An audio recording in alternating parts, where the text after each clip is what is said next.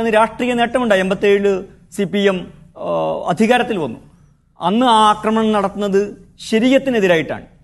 ഇനി മുസ്ലിങ്ങൾ അധിവസിക്കുന്ന പ്രദേശങ്ങൾ ഇസ്ലാമോഫോബിയയുടെ വളരെ പ്രധാനപ്പെട്ട ഒരു ലക്ഷണമാണ്, ഒരു രീതിയാണ്. മുസ്ലിങ്ങൾ അധിവസിക്കുന്ന പ്രദേശങ്ങൾ കുഴപ്പമുള്ള പ്രദേശങ്ങളാണ്. ഇത് CPM പല ഘട്ടങ്ങളിൽ നടത്തിയിട്ടുള്ള പ്രസ്താവനയാണ്. മലപ്പുറം ലോക്സഭാ ഉപതെരഞ്ഞെടുപ്പിന് ശേഷം മലപ്പുറത്തിൻ്റെ ഉള്ളടക്കം വർഗീയമാണ് എന്ന് കടകംപള്ളി സുരേന്ദ്രൻ CPIMന്റെ സർവീസ് സംഘടന മുനിസിപ്പൽ സ്റ്റാഫ് സംഘടനാ യോഗത്തിൽ നടത്തിയ വളരെ കുപ്രസിദ്ധമായ പ്രസ്താവനയുണ്ട്. മലപ്പുറത്ത് അന്ന് മുസ്ലിം ലീഗിന് വോട്ട് ചെയ്തവരെല്ലാം എന്താണ് ജമാഅത്തെ ഇസ്ലാമിക്കാരല്ല, മുസ്ലിം ലീഗുകാർ പോലും ആയിക്കൊള്ളണമെന്നില്ലല്ലോ. മുസ്ലിം ലീഗിന് വോട്ട് ചെയ്ത മനുഷ്യരാണ് അവർ. ഒരു ഘട്ടത്തിൽ അവർ മുസ്ലിം ലീഗിന് വോട്ട് ചെയ്തു. പക്ഷെ ആ പ്രദേശത്തിന്റെ തന്നെ ഉള്ളടക്കം എന്ന് പറയുന്നത് വർഗീയമാണ് എന്നതാണ് അന്ന് മന്ത്രിയായിരുന്ന CPIMന്റെ വളരെ ഉത്തരവാദപ്പെട്ട ഒരാൾ പ്രസ്താവന നടത്തുന്നത്. ഇവിടെ കോഴിക്കോട് ആവിക്കൽ തോട് എന്ന പ്രദേശത്ത് ഒരു മാലിന്യ സംസ്കരണ പ്ലാന്റിനെതിരായിട്ട് ആ നാട്ടിലെ മനുഷ്യർ, അവർ മുസ്ലിങ്ങൾ എന്ന് പറയുന്നതിൽ പോലും പ്രത്യേകിച്ച് അർത്ഥമൊന്നുമില്ല, ആ മാലിന്യ പ്ലാന്റിന്റെ എഫക്റ്റഡ് ഏരിയയിലുള്ള മനുഷ്യർ എവിടെയും കേരളത്തിൽ എവിടെയും ഉയർന്നു വരാറുള്ളത് പോലെ ഒരു സമരം ഉയർന്നു വരുന്നു. ആ സമരത്തെക്കുറിച്ച് അന്ന് തദ്ദേശ സ്വയംഭരണ വകുപ്പ് മന്ത്രിയായിരുന്ന ഇപ്പൊ പാർട്ടി സെക്രട്ടറിയായ ഗോവിന്ദമാഷ് പറഞ്ഞത് അത് തീവ്രവാദികളുടെ സമരമാണ് എന്നാണ്. അത് തീവ്രവാദികളുടേതാവുന്നത് ആ മനുഷ്യർ മുസ്ലിങ്ങളാണ് എന്ന ഒറ്റ കാരണത്താലാണ്. അതേ സമയത്താണ് സമാന്തരമായിട്ട് വളരെ അക്രമാസക്തമായ രീതിയിൽ കൂടി വിഴിഞ്ഞം സമരം നടക്കുന്നത്. ആ സമരം തീവ്രവാദ സമരമല്ല, അത് സാധാരണ സമരമാണ്. പക്ഷെ ആവിക്കൽ തോടിലത് അത് തീവ്രവാദ സമരമാണ് എന്നതാണ് CPIM വിശേഷിപ്പിച്ചത്. ഇനി മുസ്ലിം ലീഗിനെ കുറിച്ച് CPIMന്റെ നിലപാട് എന്താണ്? ഗെയിൽ സമരത്തിന്റെ പശ്ചാത്തലത്തിൽ കോടിയേരി ബാലകൃഷ്ണൻ നടത്തുന്ന പ്രസ്താവനയുണ്ട്. മുസ്ലിം ലീഗ് മതത്തിന്റെ അടിസ്ഥാനത്തിൽ പ്രവർത്തിക്കുന്ന മുസ്ലിം ലീഗിനെ അതിന്റെ രാഷ്ട്രീയ പ്രവർത്തനം ശരിയാണോ എന്ന് സുപ്രീം കോടതി പരിശോധിക്കണമെന്ന്. 2019 ദേശാഭിമാനിയിൽ പ്രകാശ് കാരാട്ടിന്റെ കോളത്തിൽ രാഹുൽ ഗാന്ധി മുസ്ലിം ലീഗിന്റെ സഹായത്തോടുകൂടി മത്സരിക്കുന്നതോടുകൂടി മതനിരപേക്ഷതയെ അടിയറ വെച്ചിരിക്കുകയാണ് എന്ന് പ്രകാശ് കാരാട്ട് എഴുതുന്നത് കാണാൻ പറ്റും. അപ്പൊ ഇപ്പം മുസ്ലിം ലീഗിന് കുഴപ്പമില്ല, ജമാഅത്തെ ഇസ്ലാമി അതിനെ പിന്തുണക്കുന്നതാണ് കുഴപ്പം എന്ന് പറയുന്നത് ഇവരുടെ കയ്യിലുള്ള പലതരത്തിലുള്ള ഇസ്ലാമോഫോബിക്കായിട്ടുള്ള സ്ഫോടക വസ്തുക്കളുണ്ട്. അതിലെ ഒരു ലഘുസ്ഫോടനം ഇപ്പോൾ മുഖ്യമന്ത്രി നടത്തുന്നു എന്ന് മാത്രമാണ്. ഇനി മുസ്ലിം ലീഗ് തന്നെ വർഗീയമാണ്, യോഗി ആദിത്യനാഥ്, പാണക്കാട്ടത്തങ്ങൾ യോഗി ആദിത്യനാഥിനെ പോലെയാണ് എന്ന് കോടിയേരി ബാലകൃഷ്ണന്റെ വളരെ കുപ്രസിദ്ധമായ പ്രസ്താവനയുണ്ട്. നാളെ സാദിഖ് അലി തങ്ങൾ യോഗി ആദിത്യനാഥ് തന്നെയാണ് എന്ന് പറയണമെങ്കിൽ അതിന് പ്രത്യേകിച്ച് പ്രയാസമൊന്നും CPIMനില്ല. മലപ്പുറത്തെ സ്ത്രീകളുടെ തട്ടമഴിച്ചത് ഞങ്ങളാണ് എന്ന് മലപ്പുറത്തെ കുട്ടികൾ പരീക്ഷയിൽ ജയിക്കുന്നത് കോപ്പിയടിച്ചിട്ടാണ് എന്നത് അവരുടെ ആദർശധീരൻ എന്ന് പറയപ്പെടുന്ന VS അച്യുതാനന്ദന്റെ വളരെ കുപ്രസിദ്ധമായ പ്രസ്താവനയാണ്. അത് ജമാഅത്തെ ഇസ്ലാമിക്കാരോ മുസ്ലിം ലീഗുകാരോ മാത്രമായ മനുഷ്യരുടെ കാര്യമല്ലല്ലോ.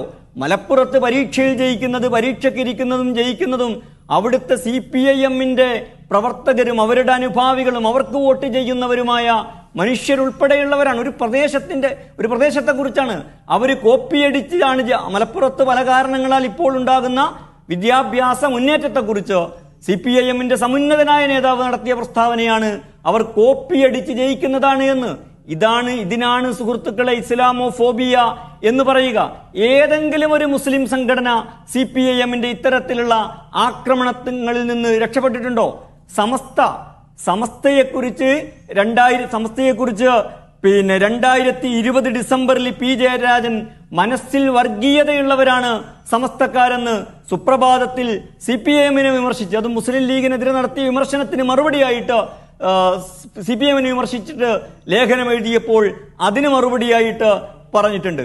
മുജാഹിദ് പ്രസ്ഥാനത്തിന്റെ സമുന്നത നേതാവ് ഡോക്ടർ ഹുസൈൻ മടവൂരിനെ, അവരുടെ വൈസ് പ്രസിഡന്റ്, അദ്ദേഹം മുഖ്യമന്ത്രി വിളിച്ചൊരു യോഗത്തിൽ വെച്ചിട്ട് ഈരാറ്റുപേട്ടയിലെ പ്രശ്നം ഉന്നയിച്ചപ്പോൾ അദ്ദേഹത്തെ അപമാനിച്ചു വിട്ടു. എന്നിട്ട് അദ്ദേഹം ഇപ്പോൾ നമ്മുടെ വെള്ളാപ്പള്ളി നടേശൻ മുസ്ലിം സമൂഹത്തെ അങ്ങേയറ്റം അധിക്ഷേപിക്കുന്ന സ്വഭാവത്തിൽ പ്രസ്താവന നടത്തിയതിൽ പ്രതിഷേധിച്ചിട്ട് നവോത്ഥാന സമിതിയിൽ നിന്ന് രാജിവെച്ചു. അതിനെന്തെങ്കിലും പരിഹാരം CPIMോ ഗവൺമെന്റോ മുഖ്യമന്ത്രിയോ ഉണ്ടാക്കിയിട്ടുണ്ടോ? എന്താണ് ഹുസൈൻ മടവൂരിനെ കുറിച്ച് വെള്ളാപ്പള്ളി നടേശൻ പറഞ്ഞത്? മോങ്ങാനിരുന്ന നായയുടെ മേൽ തേങ്ങ വീണതാണ് ആ രാജി എന്നാണ്. കേരളത്തിലെ സമുന്നതനായ ഒരു സമുദായ സംഘടനാ നേതാവിനെ കുറിച്ച് ഗവൺമെന്റിന്റെ ഉത്തരവാദിത്വത്തിലുള്ള ഒരു സംഘടനയിലെ ഈ ഹുസൈൻ മടവൂരിന്റെ തന്നെ നേതൃസ്ഥാനത്തിരിക്കുന്ന ഒരാള്, ഗവൺമെന്റിന്റെ കാർമ്മികത്വത്തിലുള്ള ഒരു സംഘടനാ സംവിധാനത്തിന്റെ അധ്യക്ഷൻ ഇങ്ങനെ ഒരു പ്രസ്താവന നടത്തിയിട്ട് അതിനെക്കുറിച്ച് എന്തെങ്കിലും മുഖ്യമന്ത്രി പറഞ്ഞിട്ടുണ്ടോ? ആ വെള്ളാപ്പള്ളി നടേശൻ ഇപ്പോഴും നവോത്ഥാന സമിതിയുടെ അധ്യക്ഷനാണ്. ഹുസൈൻ മടവൂർ അതിൽ നിന്ന് അപമാനിക്കപ്പെട്ട് വ്രണിത ഹൃദയനായിട്ട് രാജിവെച്ചു പോവുകയും വീണ്ടും വെള്ളാപ്പള്ളി നടേശനാൽ അപമാനിക്കപ്പെടുകയും ചെയ്ത ഒരാളാണ്. അപ്പോ അങ്ങേയറ്റം ഇസ്ലാമോ ഫോബിക്കായിട്ടുള്ള കേരളത്തിലെ ഏറ്റവും വലിയ ഒരു ഇസ്ലാമോഫോബിയ ഫാക്ടറിയാണ് CPIM എന്ന് പറയുന്നത്. അവരുടെ കയ്യിൽ ഇത്തരത്തിലുള്ള പല ചെറുതും വലുതുമായ ആയുധങ്ങളുണ്ട്. തരാതരം അവരത് എടുത്തുപയോഗിക്കുന്നു. CPIM വർഗീയ പാർട്ടിയാണ് എന്ന് അന്ന് കേരളത്തിന്റെ പാർട്ടി സെക്രട്ടറി ചാർജ് ഉണ്ടായിരുന്ന പ്രസ്താവനയുണ്ട്. ഈ വെള്ളാപ്പള്ളി നടേശൻ ഉൾപ്പെടെയുള്ളവരുടെ വിമർശനം, CPM വിമർശനമുണ്ട്, അവർക്ക് CPM കുറിച്ച് വിമർശനമുണ്ട്. അവർ പറയുന്നത് മുസ്ലിം പ്രീണനമാണ് നടത്തുന്നത് എന്ന വിമർശനം CPM ഏൽക്കാൻ കാരണം എന്താണ്? ഒരു നിമിഷം, അവർ പൗരത്വ ഭേദഗതി നിയമത്തിനെതിരെ ശക്തമായി രാഷ്ട്രീയ നിലപാട് സ്വീകരിക്കുന്നു. ഒരുപക്ഷെ UDF-നേക്കാൾ ഓക്കലായവർ നിലപാട് സ്വീകരിക്കുന്നു. ഫലസ്തീൻ വിഷയത്തിൽ ഒരു തരത്തിലുള്ള വിട്ടുവീഴ്ചയുമില്ലാത്ത രാഷ്ട്രീയ നിലപാട് സ്വീകരിച്ച് അതിനെതിരെ പ്രതിഷേധം സംഘടിപ്പിക്കുന്നു. ഇതൊക്കെ വോട്ട് നേടാനാണോ അല്ലയോ എന്നുള്ള മറ്റൊരു ചോദ്യം. ഈ രാഷ്ട്രീയം ഉറക്കെ പറയുന്നു എന്നുള്ളൊരു പ്രശ്നമല്ലേ? വെള്ളാപ്പള്ളി നടേശൻ രണ്ട് തോണിയിൽ കാലിട്ട് സഞ്ചരിക്കുന്ന ഒരാളാണ്. അദ്ദേഹം ഒരേ സമയം സംഘപരിവാറിന്റെ സഹയാത്രികനാണ്. SNDPയുടെ കാർമ്മികത്വത്തിൽ രൂപീകരിക്കപ്പെട്ട BDJS ആണ് കേരളത്തിലെ ഈഴവ സമൂഹത്തിൽ സംഘപരിവാറിന്റെ ട്രോജൻ കുതിരയായിട്ട് പ്രവർത്തിച്ചത്. അങ്ങനെയാണ് ഇപ്പൊ ഹിന്ദു പത്രം റിപ്പോർട്ട് ചെയ്യുന്നുണ്ട്, ഈ ഇലക്ഷന് ശേഷം കേരളത്തിലെ ഈഴവ സമൂഹത്തിലെ 35% വോട്ട് സംഘപരിവാറിന് ലഭിച്ചു. CPIM-ന് ഈ തെരഞ്ഞെടുപ്പിൽ ഏറ്റവും വലിയ തിരിച്ചടി നേരിടാനുള്ള പ്രധാനപ്പെട്ട സാമുദായികമായ കാരണം എന്താണ്? അവരുടെ സാമൂഹിക അടിത്തറയായിരുന്ന ഈഴവ സമൂഹം സംഘപരിവാറിലേക്ക് പോയി. അതെങ്ങനെയാണ് പോയത്? ഈ BDJS-നെ ഉപയോഗിച്ചിട്ടാണ്. പക്ഷെ അപ്പോഴും വെള്ളാപ്പള്ളി നടേശൻ CPIM നേതൃത്വം നൽകുന്ന നവോത്ഥാന സമിതിയുടെ അധ്യക്ഷനാണ്. അതിന് CPIM-ന് പ്രത്യേകിച്ച് പ്രയാസമൊന്നുമില്ല. അപ്പൊ CPIM-ഉം SNDP-യും ഒരേ സമയം ഡബിൾ റോൾ കളിച്ചുകൊണ്ടിരിക്കുന്നു. അതിനെക്കുറിച്ച് നമുക്ക് പ്രത്യേകിച്ചൊന്നും പറയാനില്ല. CPIM ഫലസ്തീൻ വിഷയത്തിൽ ഒരു നിലപാടും സ്വീകരിച്ചിട്ടില്ല എന്നോ അതേപോലെ CAA വിഷയത്തിൽ നിലപാട് സ്വീകരിച്ചിട്ടില്ല എന്നൊന്നുമല്ല നമ്മൾ പറയുന്നത്. അത് സ്വീകരിക്കുമ്പോൾ തന്നെ അങ്ങേയറ്റത്തെ ഇസ്ലാമോഫോബിക്കായ ഉള്ളടക്കം കൂടിയുള്ള, അത് എപ്പോൾ വേണമെങ്കിലും ആർക്കെതിരെയും